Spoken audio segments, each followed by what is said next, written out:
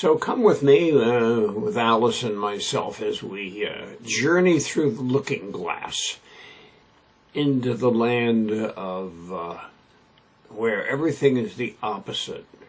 Everything is backwards. As Alice says, you will find that it gets curiouser and curiouser. Because with the 7 assumptions, I proposed that our entire system of education is based on 7 assumptions, all of which are wrong. So in order to resolve this dilemma, we can't do it through education reform, just tweaking it a little here and a little there. This is an entirely different world, and if your mind is totally locked into the what I call the teaching of a standard curriculum in unison to same-age students according to a fixed schedule and promoting them automatically, this is none of that. This is all the opposite of that. So these schools are going to be franchises. Communities will arrange with national for-profit franchise organizations that have created an entirely new system of education of its own. I have done one. I have created one. It's in a vault, waiting for somebody to ask me, and we'll get this thing going. There will be other competing franchises that have slightly different philosophies and perhaps are shaped more for inner city schools or rural schools or suburban schools or elite schools, which probably the last in line, so that in communities they can vote on which one they want to sign up for. When they do, they will buy a package. And when you go in one of these schools, it'll be like going into a Walmart or a Home Depot or Burger King's or McDonald's, where there'll be no surprises as far as what you're getting. So these are brands of schools. The conventional state and federal agencies, or bureaucracies, as the conservatives love to call them, are become irrelevant, as do the teachers' unions. Teachers' unions wouldn't even be able to find the front door of these schools. And so, but like with most concepts, like with a hammer, when you go out to buy a hammer, they all look pretty much the same. They got a nose on the front you bang with, and then they got a hook on the back which you pull the nails out with. And if you go into a Home Depot for hammers, you'll see all kinds of hammers, but they're all variations of the same thing. After you bang enough nails with this concept of education, you'll find that there's kind of a commonality. They all develop a fundamental truth and a fundamental objective. But the one I designed, I call EdSelf, ED-SELF, and I'm sure, I hope that mine will be the first in line, the first Ford automobile that comes off the assembly line, and that is far more efficient and lower cost than anybody's ever done before, because it's mass production. The profit aspect is just in the corporations that create these things. On the public school level, they're a nonprofit, of course. So here we go. Hold on to your seats. These schools are all, the one we'll be talking about here is at the high school level. Middle and lower age level schools will be very similar, but with some variations you might see that, as I described it at the high school level, you'll say, well, that wouldn't work for elementary schools. Well, a lot more will work for the lower, smaller kids than you might imagine. But anyway, these are high schools, high school age schools I'm describing here.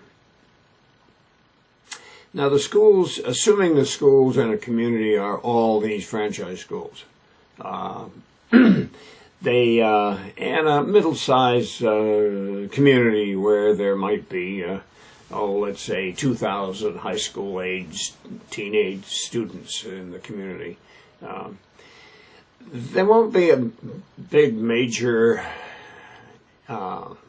mega school, high school in the community that where all the kids go together and they lock them all up in there so the teens don't get out on the streets and cause problems or revolt or occupy. I won't go there. Anyway, instead there will be smaller satellite schools, all connected in a big loop around the community. And in this loop will be all sorts of schools, educational facilities. I made a list of all the different ones that could be part of the school.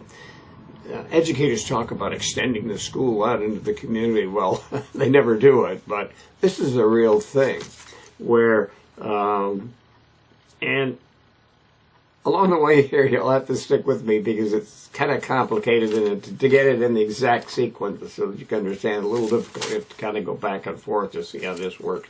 But anyway, these venues, as I call them, might be historical society, or the state library, the community library, the local hospital, firehouses, airplane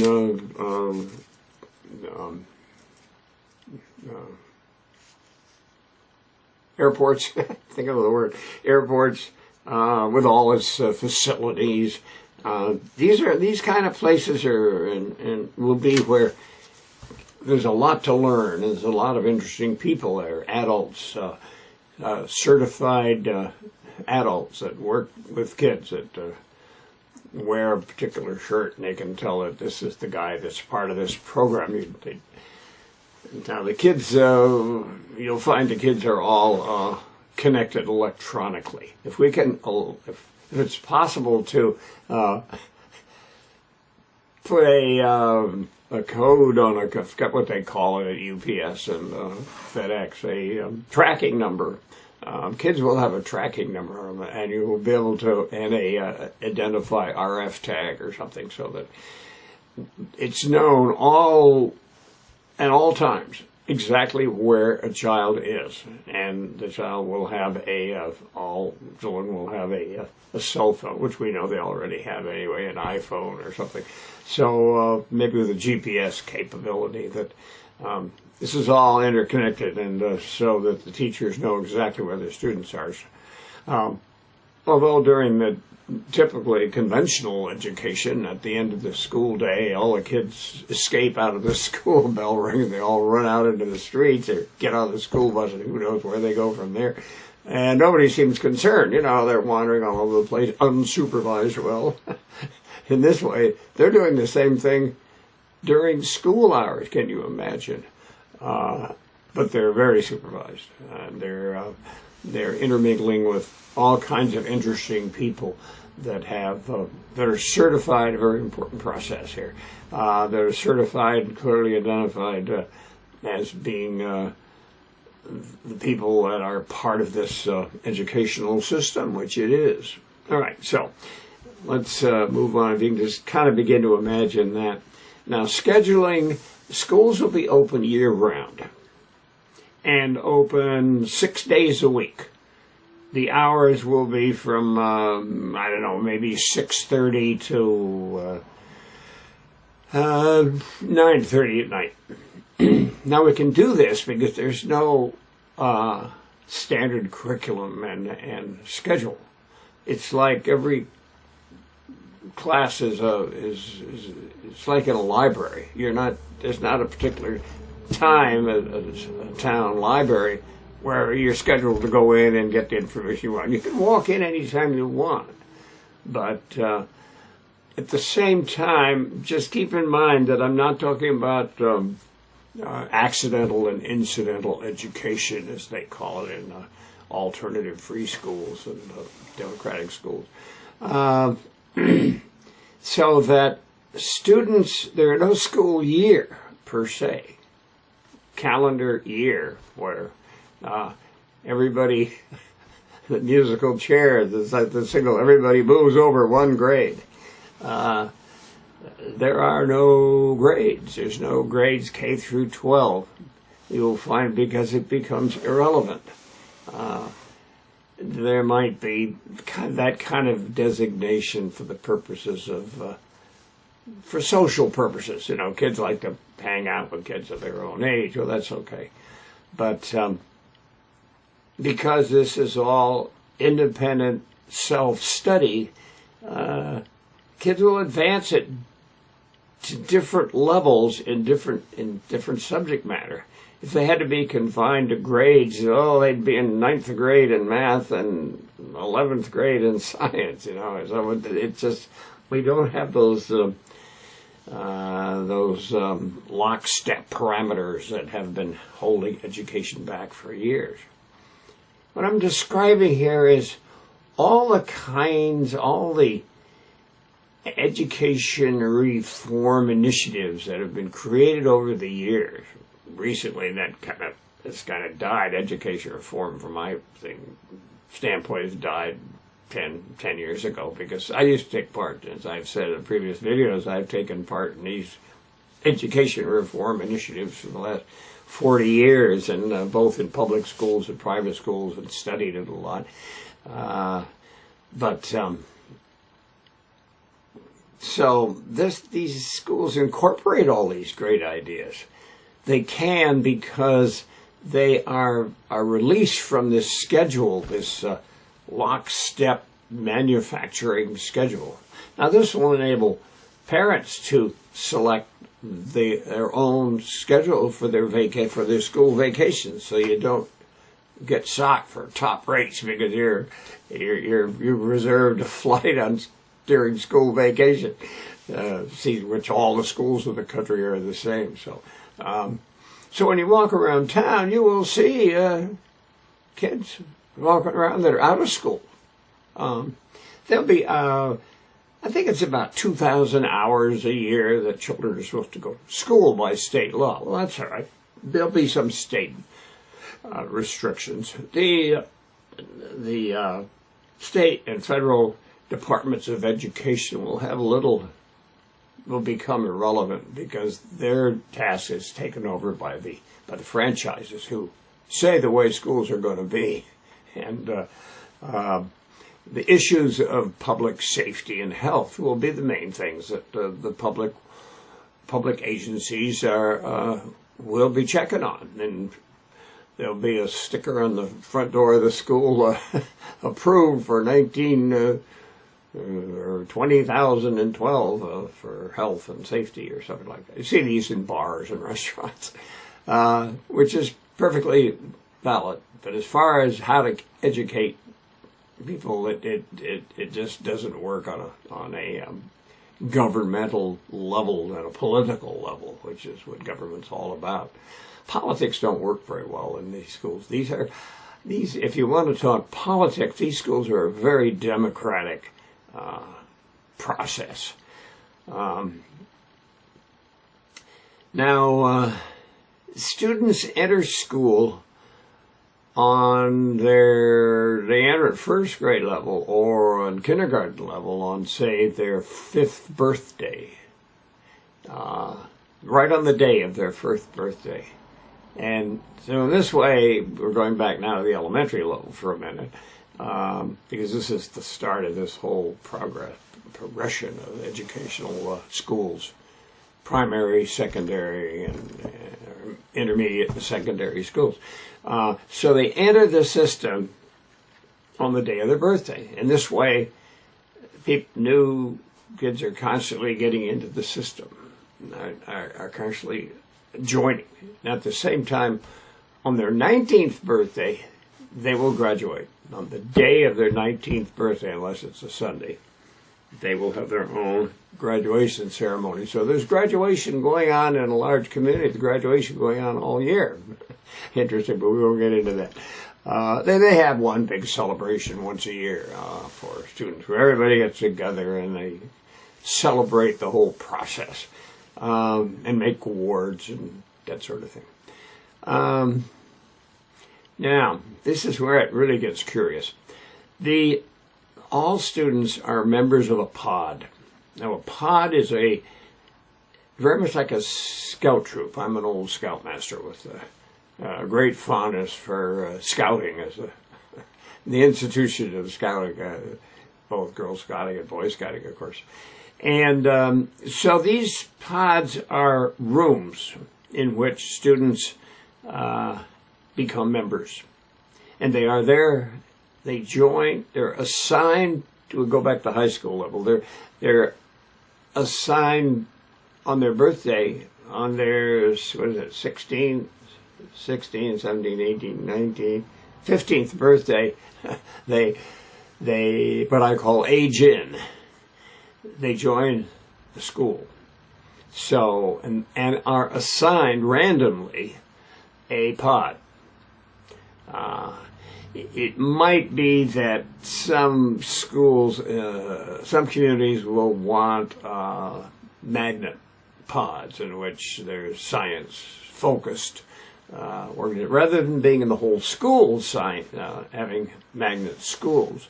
These are specialty of the pod. Now, as I said, there's about 16 to 24 students in these pods, and they are very much like a scout troop in that they are democratic, they make their own rules within the parameters of the school, and they're a very tight social network. The socialization process is something that our educational system totally neglects.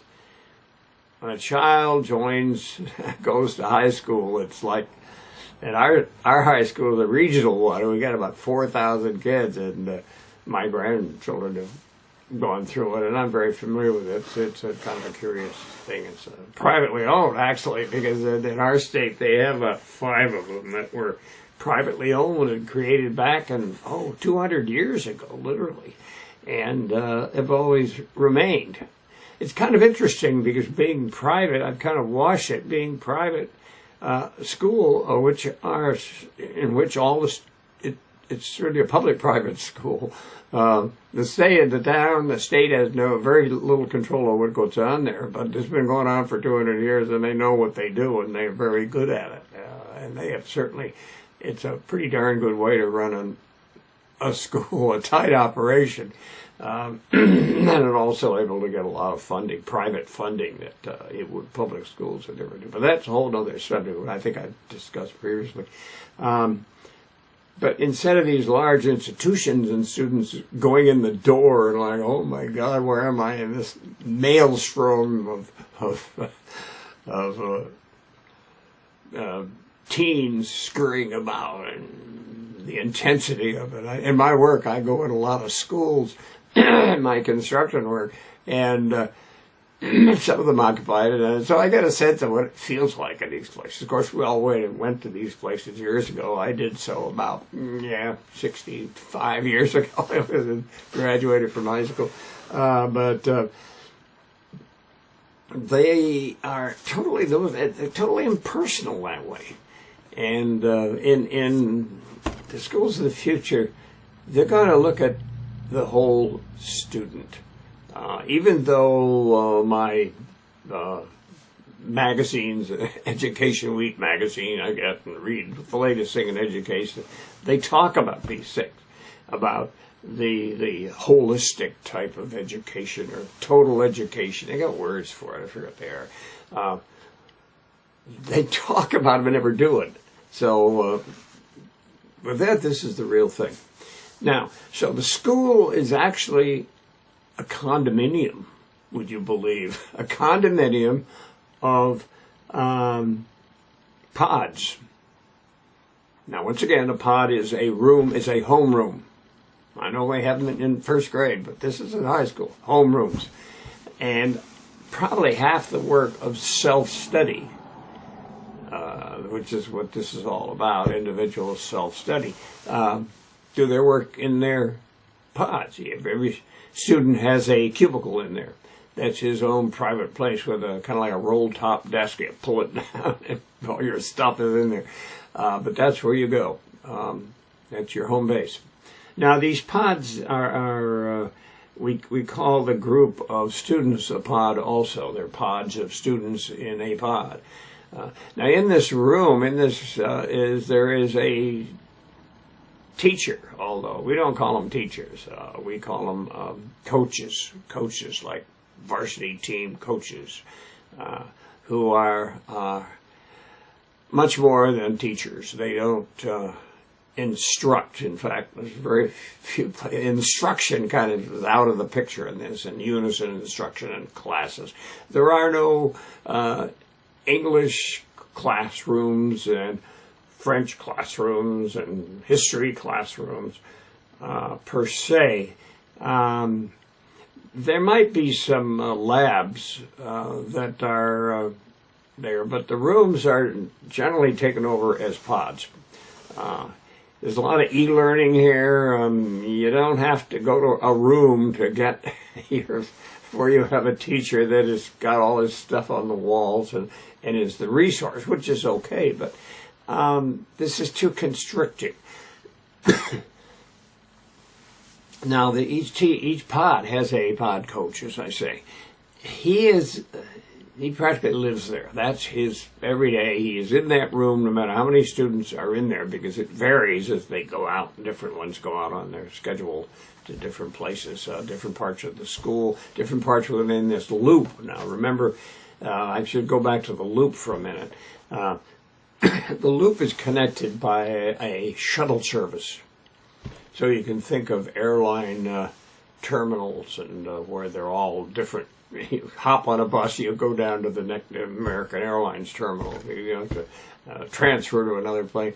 That's what this is. And also in a terminal you'd have hotels and this sort of thing where people live.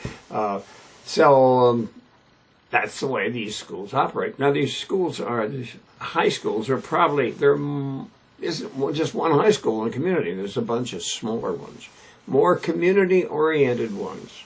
And there's a lot of benefits to that. Now so we have the kind of the setup now, the scenario, if you can imagine it. And we've talked about scheduling and the fact that this is not a 50-minute every hour the bell rings and everybody gets up and charges down the hall and goes in the next room. There's none of that. There is no instruction. There's no unison learning. So we have this flexibility, much more efficient use of resources. Now the pod is, one last thing on the pod, it is being a democratic organization. It is run entirely by the students. They are in charge of what each other does. They're responsible for each other.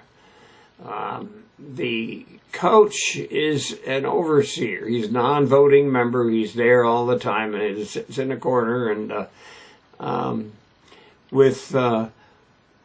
get to it a little later. I don't think I've mentioned it before. This is with proactive students working with reactive teachers. This is so you can imagine that this coach is a reactive teacher.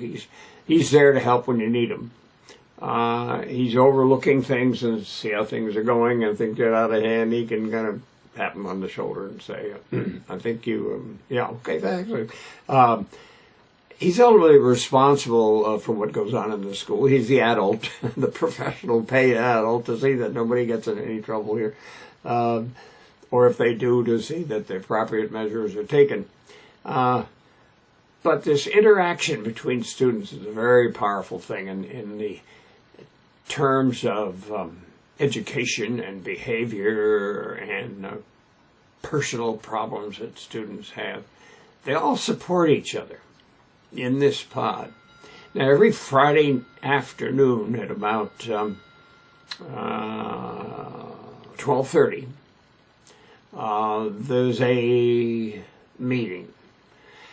What do I call it? I called it a pod wrap.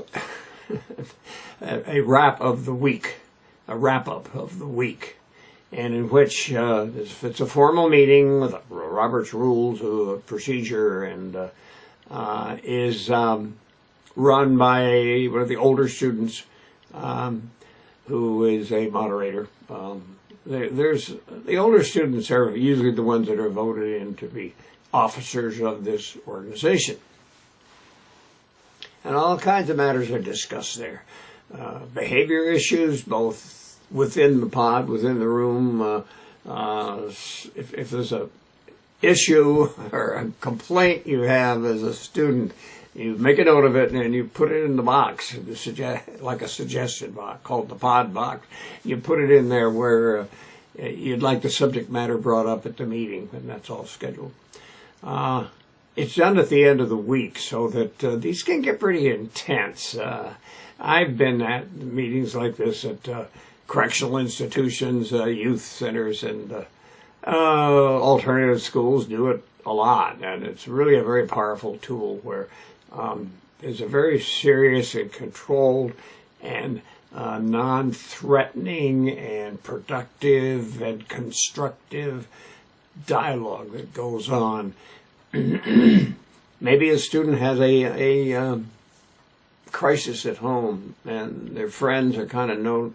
They might, the subject might come up. One of the students might say, I'd like to talk about Johnny's problem. Not that we want to talk about his problem, but we want him to know that we're all behind him, and if he needs anything, he's welcome. If he gets thrown out of the house, he can come to, this is where he can go. He's welcome to come and stay at our house. So all this supportive interaction, interpersonal action. It's a very important part of the whole process. There also, there's a lot of academic encouragement that goes on there. These are peer forces. In high schools, very often these energies and forces are very negative. There's gangs, and there's cliques, and bullying has gotten to be a big subject now. It's on all these things seem to have fashions, and everybody talks about one thing. Well, I love seeing this happen because it's just pointing out what I'm trying to say. There's bullying. There won't be any bullying in these schools, not because it's outlawed or because anybody who does it gets thrown in jail, but because of the peer pressure. You'll be brought up in meetings and say, well, I'd like to bring up the segment that Phil is, to me, start acting like a bully around here, and I don't like it very much. And they'll jump on him and say, hey, smarten up, Phil, stop picking on the little kids. This sort of behavior is caused by the helplessness that children feel in these giant institutions of schools in which they're just part of a giant production process.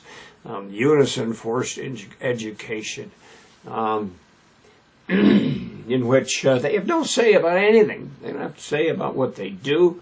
The schools it's a dictatorship in every sense of the word. The teachers are the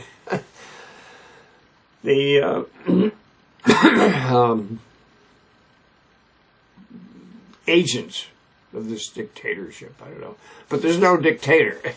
Not really, but the principal might. But he's so busy, she's so busy doing other things, trying to make this whole thing work in conventional schools. Principals here have a very different role. They're kind of overseers of the condominium organization. Now, I mentioned that these schools are condominiums of pods. Now, condominium is a thing in which there's ownership. The owners of the apartments, the units, are have collective ownership of the property, and they vote on issues and pay a fee monthly to take care of the maintenance of mowing the lawn and plowing the snow, and whatever. And so there's a lot of student control, because you're going to find in these places, in these new schools, at the new educational system, that there's control by the students. They really are. They vote for their representative that goes to the school pod council, and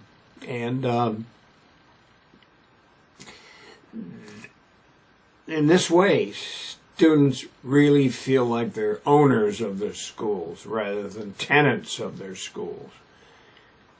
So I've talked here about the structure of the school. And in the next video, we're going to get into the academics and how it works.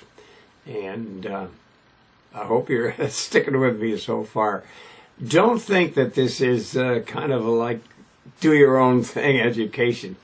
It is do-your-own thing for each student because he decides what he's going to do, but the difference is that he has to document it. He has to follow his own plans very strictly. It's very controlled in that way. It's a lot more intense, this type of education. It's far more effective in terms of any way you want to measure it, in terms of academic development and how well, what grade level you're at. Because we don't have any grades. There are no grades K through 12, 9 through freshman, sophomore, junior, senior. There's none of that because everybody's at a different level in academic depending upon where they're at. So kind of wrap your mind around that. In the next video, we'll talk about academics. And so thank you for your patience so far, and I hope you stick with me. Thanks a lot.